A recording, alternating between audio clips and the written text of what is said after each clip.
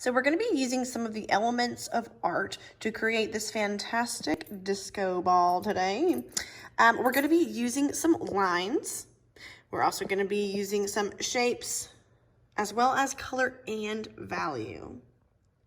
We're going to start by having the shape of our circle, adding some curved lines to create some more different shapes. And then we will add color and value. The value being some of the darker spots as well as some of the lighter spots. All right, so the first step, super easy. You were just going to trace around that Fudge Royale ice cream lid so that you have a perfect circle. Okay, then you were going to draw a straight vertical line. It does not have to be perfectly straight, just try your best. Then you will rotate your paper and draw another vertical line down the middle. And now our circle has 4 equal parts. Okay, so in order to make this disco ball actually look like a sphere, we need to start drawing some curved lines that kind of go around the shape of that sphere. So we are always going to start at the top and connect to the bottom, but we're going to do that with a slightly curved line. I'm going to move outwards a little bit and come back down. Always putting my pencil back at that starting point and then scooting out. Starting point, scooting out, scooting back down. Probably have enough room for maybe one more. And to the bottom. Okay, so you can kind of see how now it looks like it appears like the sphere is kind of coming off the paper, and it will appear more like that once we do the other side as well as our other lines. Now what I want you to notice is that I have only drawn 1, 2, 3, 4, 5 lines on this side, so I'm probably just gonna do 5 on this side. If you draw more than 5 or 6 or 7 lines, then your spaces, the little parts that would be the mirrors on the disco ball, are gonna be really small and hard to paint in. So just check out how wide and like evenly spaced out my lines are.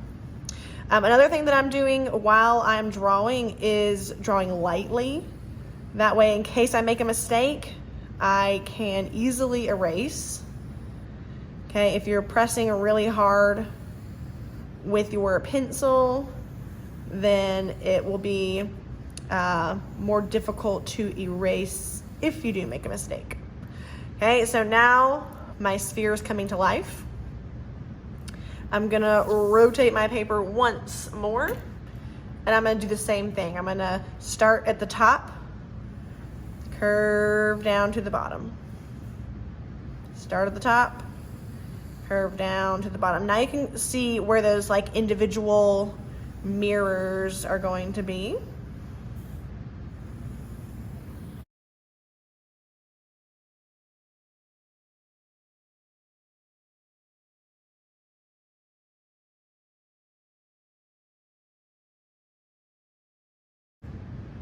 Okay, so I have all my lines drawn on my disco ball with just some simple curved lines, and the way that they curve around that circle shape just make it really appear like it's kind of coming off the page. So next we're gonna add some color. So here are the painting supplies that you guys are gonna get. You're gonna get a basket of markers and then a Ziploc bag and a cup of water with a paintbrush. We're gonna be using the water-soluble properties of these markers to turn them into paint. And I chose this method of painting because it will be easy for you guys to mix lots and lots of different colors, a little bit easier than if we were using regular watercolor paint. So what you're gonna do is you're gonna pick out whatever colors you want to use for your disco ball. And let's say I want to use purple. You're just gonna color on your bag. Now I know it doesn't obviously look like a lot of ink or marker juice is there, but it is, okay? Once it's colored on your bag, you're gonna take your wet paintbrush and just swirl it on top of that little section that you colored. And then now I have purple paint on my paintbrush.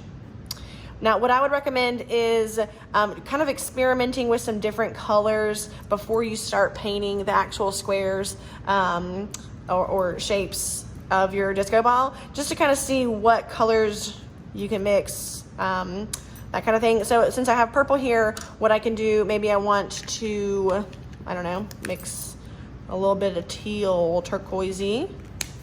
Can color that next to it, and then with my brush, just kind of swirl those two little puddles together, and now I have a really cool, new, different color. Now, one thing that I'll tell you is that obviously a disco ball is a lot of like silver gray colors. So we do want to mix some lighter colors. I'll show you what that will look like with the gray. So it's the same process. You're just going to color onto that bag and then wake up some of that marker with the paintbrush and just use it like you would. It kind of turns out silvery gray. Now, the great thing about using this method is that you can also make some darker colors very easily, as well as some lighter colors. So a lot of the spaces that I want to color this really light color, I can make that color even lighter just by adding more water. Okay, so if that's too dark, then I can just get some more just plain water to kind of turn that into a lighter color. A lot of the spaces on our disco ball are going to be like almost white or really, really light color. And you can do that even with the darker colors that we've mixed together, just by picking up a little bit of that color and then washing your brush and mixing it together will make a really, really light version of some of the colors that you already have mixed. So once you've got the hang of this and you've experimented with a couple different colors, then we can go ahead and start filling in some of the shapes of our disco ball. Now, what you'll probably notice about a lot of pictures and even like real life disco balls is that one small section will have like some brighter colors, but then really like the areas around like the top and the sides are going to be more of those kind of light gray colors or super pale kind of colors. And then some of the darker colors will be like in one smaller section or all towards the bottom. So keep that in mind while we are working, and I'll leave some pictures up while we are painting, just so you can kind of see where those types of colors can go. Like, and I don't mean that and like there's a right way and a wrong way. There's only one place for this color to go. You can put the colors really wherever. But typically you will see some of those lighter colors around the edges, and then some of the darker ones towards the bottom.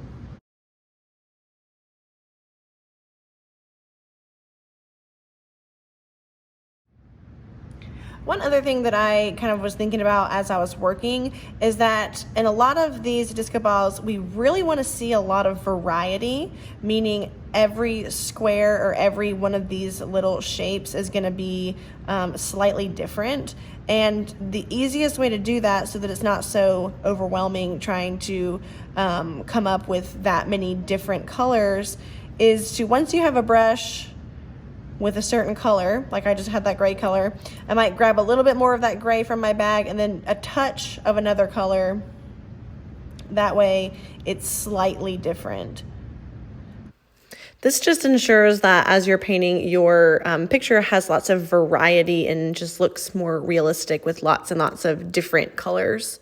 As I was doing this in time lapse, you can see that anytime I was kind of hesitant about a color or trying something different, I tested it out in the edges or the border of my paper just to make sure it was a color that I wanted to use. One thing to be careful about too is if you're painting two colors directly right next to each other, is sometimes they might leak over into the other side. So you can kind of see how that darker bluish purple color kind of leaked over into the light blue color, which is totally fine. These don't have to be perfect, okay, we know this, but maybe So knowing that, I would not paint two spaces right next to each other and do some more hopping around so that one can dry, you know, before I paint next to it. So that's pretty much the gist of this project. As you can see, it's going to take us quite some time because we do have lots of little shapes to paint in.